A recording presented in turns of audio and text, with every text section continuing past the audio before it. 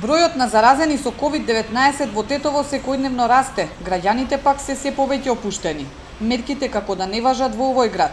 Пред банките испоседнати еден до друг, градот е препон со луѓе, дури се пие и кафе во некои помали угостителски објекти.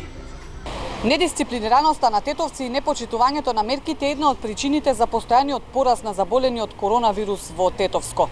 Еве и позади мене може да забележите дека улиците се преполни со луѓе, а ретко кој носи маска.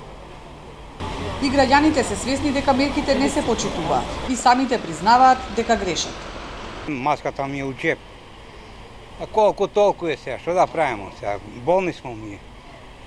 Не можемо, маска така држим у џеп, се бушим. Сега кабелска да платим, не можем да издržим. Уопште нема почитување. Да.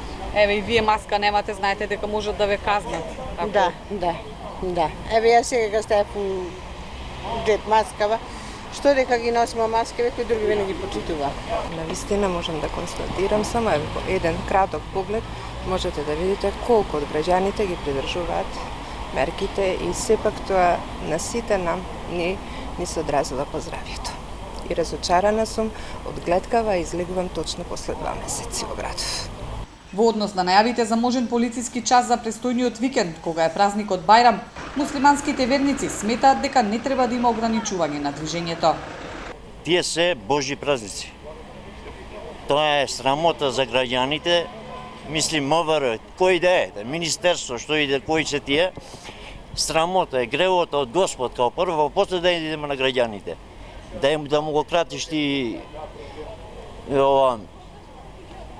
празникот. Имат повеќе мртви од Италија, од Спанија, сите го отвара играт со нас. Срамота.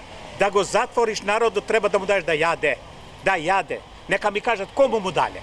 Групирањата и собирањата, прво во џамија, па после и породнини и пријатели, е токму еден од адетите за Рамазан Бајрам. За споредба, Турција за празникот воведе 4-дневен карантин, слично како што беше кај нас за Великден минатиот месец.